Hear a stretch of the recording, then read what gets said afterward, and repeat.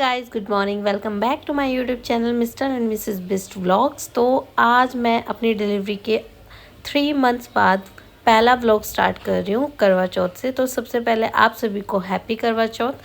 और यहाँ पे ना मैं और दीदी बातें कर रहे थे कि हम लोगों को कैसे कैसे रेडी होना है, क्योंकि बच्चा भी साथ में है और इसको बार बार ना दूध पिलाना पड़ता है। तो उसके लिए ना मेरे को ये मतलब बहुत ज़्यादा कन्फ्यूज़न हो रहा था कि मैं साड़ी पहनूँ या सूट पहनूँ।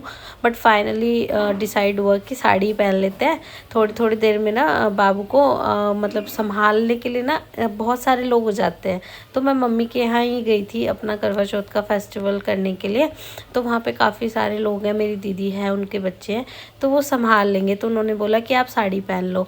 तो यहाँ मेरा बाबू सोया हुआ था अच्छे से, और तब तक मैंने सोचा कि मैं रेडी हो जाती हूँ। और दीदी भी रेडी होने के लिए बस जाने वाली थी, लेकिन हम लोग बातें कर रहे थे कि फेस पे मतलब पिंपल्स जो छोटे छोटे हो जाते हैं ना, जिससे हम लोग वो प्रेगनेंसी मतलब डिलीवरी के बाद जो गर्म चीज़ें खाते हैं उससे बहुत सारे पिंपल्स हो जाते हैं। तो मैं उन्हें बता रही थी कि मैंने फेस वॉश लिया है प्लम का, और मैंने लैक्टो का एक छोटा सा मॉइस्चराइज़र मंगा के देखा है कि अगर इससे मेरे जो पिंपल्स हैं वो सही होंगे तो फिर वो भी मंगाएंगे। ऐसा हम लोग बातें कर रहे थे। तो यहाँ पे बातें करते करते ना मैं रेडी भी हो रही थी, साथ साथ में थोड़ा थोड़ा मतलब यूज़ कर रही थी मेकअप में, क्योंकि मेकअप मुझे ज़्यादा सूट नहीं करता है। मेरे फेस पे बहुत सारे पिंपल्स हो जाते हैं अगर मैं मेकअप करती हूँ। और मेरा फेस ऐसा है ना, बहुत ही ज़्यादा सेंसिटिव है। अगर मैं उसमें कुछ भी फाउंडेशन वगैरह यूज़ करती हूँ तो वो ना ग्रेइश हो जाता है मेरा फेस। चाहे मैं कितना ही अच्छा क्वालिटी का मैं कुछ भी यूज़ कर लूँ, मेरे फेस पर नहीं सूट करता। तो यहाँ मैं क्या करती हूँ कि थोड़ा बहुत जैसे लाइट कोई बीबी क्रीम या फिर वो यूज़ कर ली। बट अभी तो मैं मामा अर्थ का जो लूमी क्रीम आई है ना वो यूज़ कर रही हूँ। और ये मेरी किट है प्यारी सी, इसमें मैं सारी चीज़ें रख के लेके आ गई थी। और यहाँ पे ना मैं जो अपनी सास को या फिर पंटानी आंटी जी को जो भी पूजन करके दी जाती है साड़ी, उसको तय बना के रख रही थी। यही साड़ी मैंने ऑर्डर करी थी मीशो से, और ये बहुत ही अच्छी साड़ी थी। मतलब इसका ना जो फैब्रिक था बहुत ही सॉफ्ट है। और यहाँ पे ना ये मेरी साड़ी थी, पहले मैं सूट पहनने वाली थी, लेकिन बाद में मैंने सोचा कि मैं साड़ी पहन लेती हूँ। तो आप लोग कमेंट करके ज़रूर बताना कि मेरी ये साड़ी आपको कैसी लगी। ये बनारसी साड़ी थी, बट बनारसी साड़ी ना किसी किसी साड़ी का क्या होता है, बहुत ही खड़ा कपड़ा होता है, तो पहनने में ना बहुत मुश्किल होती है। बट ये साड़ी बहुत ही कंफर्टेबल थी। ये ना मेरे को मेरे भात में मिली थी, जब मेरी शादी हुई थी। तो हमारे यहाँ भात आता है, मामा लाते हैं, तो मेरे मामा जी ये साड़ी लेके आए थे, और ये बहुत ही सुंदर साड़ी है। तो आप लोग कमेंट करके ज़रूर बताना है आपको ये साड़ी कैसी लगी। तो यहाँ पे ना मैं तैयार होने के लिए दिखा रही थी कि मतलब मैं ये साड़ी लेके आई हूँ, या फिर मैं एक सूट भी लेके आई थी, तो मैं वो भी दिखाने के लिए कह रही थी। बट उन्होंने बोला कि आप साड़ी पहनो। और ये ना मैंने गोल्डन कलर का इसका ब्लाउज़ मतलब स्टिच कराया है, क्योंकि ना अभी मुझे कोई भी ब्लाउज़ नहीं आ रहा है, क्योंकि आफ्टर डिलीवरी ना मेरा वेट मतलब 10 kg तो लूज़ हुआ है, बट उतना नहीं हुआ जितना मतलब मेरा पहले था, जिससे मेरे को ब्लाउज़ आ जाए। तो धीरे धीरे रिड्यूस होगा, उसमें तो हम कुछ नहीं कर सकते। तो मैंने कपड़ा लेके इसको मैंने स्टिच करा लेता। और यहाँ ना मेरा शुतु मेरा बेबी मेरा मतलब मेरा जानवी, इसका नाम जानवी है, तो ये ना उठ गई थी। और ये इसको ना अभी खिलाने के बहुत मज़ा आता है। जब ये थोड़ी बड़ी हो जाएगी फिर तो ये शैतानी करेगी, खुद ही इधर उधर भागेगी, लेकिन अभी ना बहुत मज़ा आता है इसके साथ। और इसको नींद भी आ रही थी, लेकिन ये उठ गई थी हमारी बातों से। तो मैं इसको थोड़ा थोड़ा ऐसे खिलाने लग गई थी ताकि ये सो जाए और मैं फिर से तैयार होने लगूं।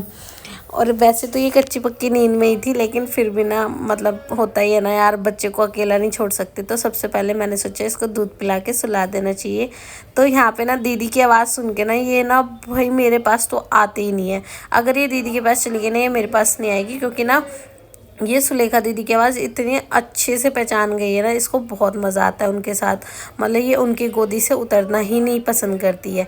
और ये देखो कितना मज़े से खेली खेली कर रही है मेरे बाबू। तो यहाँ पे ना मैं उनको दिखा चुकी थी, तो उन्होंने बोला कि भाई साड़ी ही फाइनल है, तो साड़ी पहन लेना। वो भी साड़ी पहनेंगे, मैं भी साड़ी पहनूंगी, और मम्मी भी साड़ी ही पहनेगी। तो ये जो मैंने साड़ी मीशो से ली थी ना, वो कह रहे थे कि दिखाना, तो मैंने दिखाया। तो ये बहुत ही ज़्यादा अच्छा कपड़ा था इसका।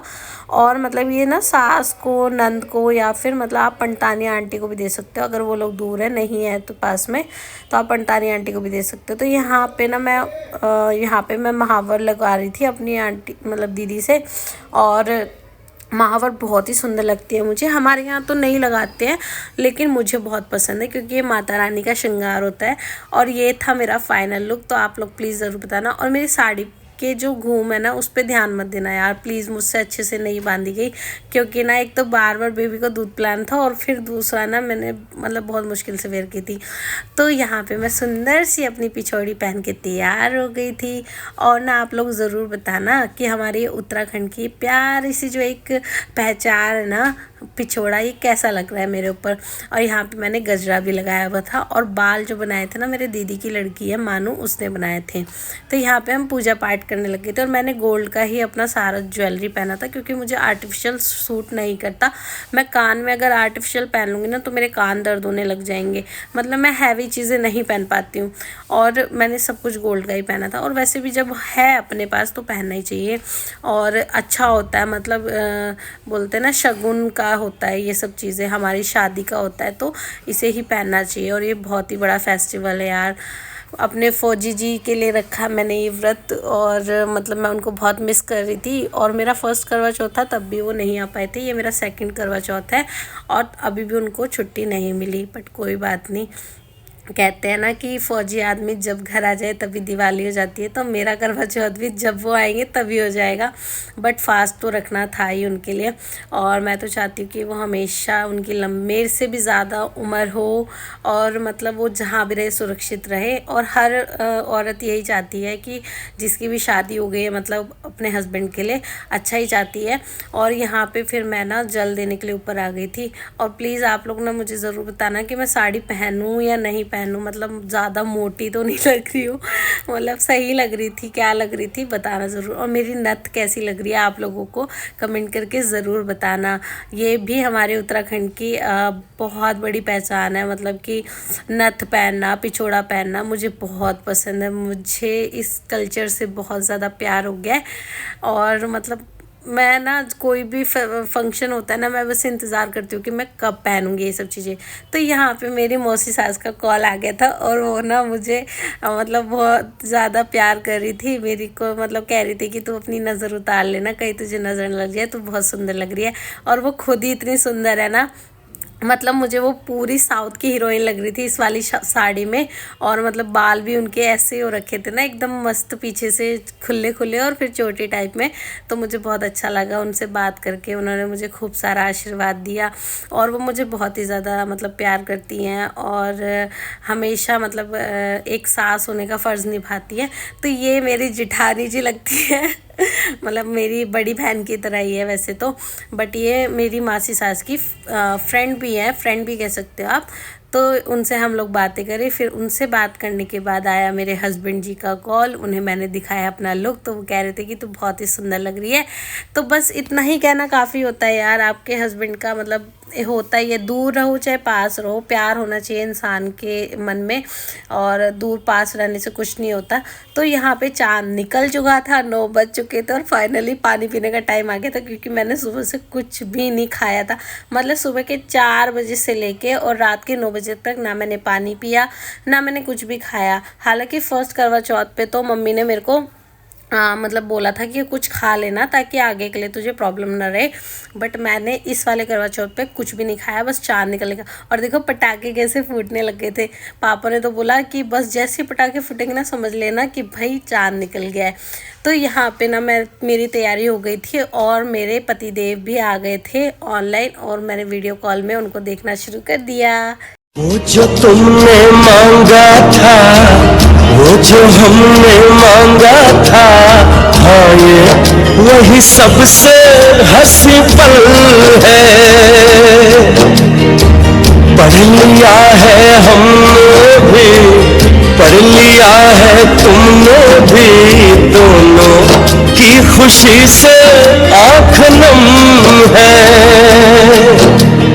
हम क्या कहें और क्या न कहें, एक दूजे का शुक्रिया बस करें। वो जो तुमने मांगा था, वो जो हमने मांगा था, हाँ ये वही सबसे हंसी पल।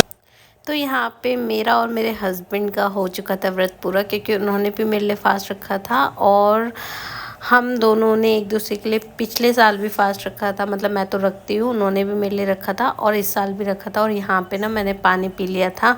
बस यार क्या करें अब, वीडियो कॉल में देख के ही उन्होंने मुझे पानी पिला दिया, उन्होंने मुझे मिठाई खिला दी, मैंने उनके पैर छू लिए। यही होता है यार, एक फ़ौजी की बीवी बनना इतना आसान नहीं होता है, हर कोई नहीं बन पाता है। बहुत ही ज़्यादा सेक्रीफाइस करने पड़ते हैं हर चीज़ में आपको।